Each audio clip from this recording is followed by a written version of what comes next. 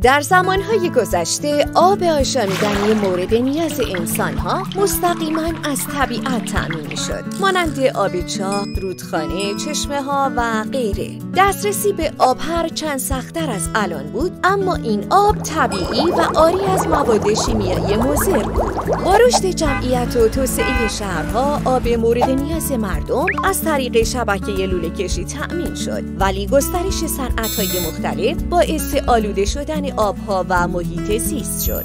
بنابراین دولت‌ها برای تأمین آب سالم مردم اقدام به ساخت تصفیه خانه‌های بزرگ کردند تا آلودگی‌های خطرناک آب رو با اضافه کردن کلر به حداقل برسونند. این کار آب رو از آلودگی‌های میکروبی پاک می‌کنه، ولی بعضی مواد مضر در آب مانند نیترات، آرسنیک، فلزات سنگین و کمی گلولای در آب باقی میمونه.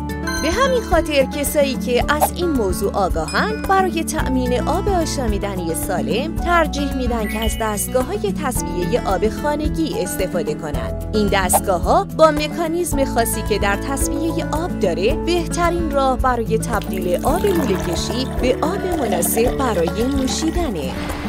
انواع این دستگاه‌ها با کیفیت‌ها و امکانات مختلف در فروشگاه‌های شهری و اینترنتی موجوده، ولی سوال اصلی اینه که چه دستگاهی بخریم که خیالمون از جهت کیفیت دستگاه و آب خروجی از اون راحت باشه.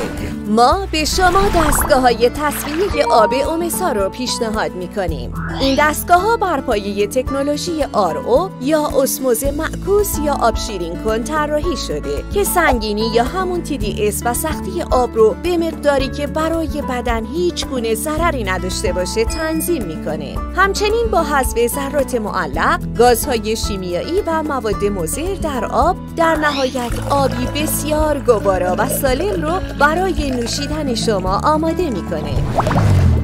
چه دلایلی باعث شده که با خیال راحت این دستگاه رو به شما پیشنهاد بدیم؟ استفاده از مواد اولیه مرغوب به جای مواد کهنه در ساختار دستگاه. استفاده از شیر تنظیم سختی با جنس برنجی مرغوب. مجهز به پمپ آب تایوانی با عمر طولانی و صدای کم. مجهز به قطعه فشار شکن جهت جلوگیری از انتقال فشار آب ورودی ساختمان به دستگاه. استفاده از مخزن‌های درجه 1 خارجی که آب تصفیه شده رو سالم و تازه نگهداری میکنه. استفاده از شیر نیمه اهرمی بلند برای برداشت راحت آب. مجهز به شیر برقی و محدود کننده جریان جهت کنترل جریان پساب دستگاه.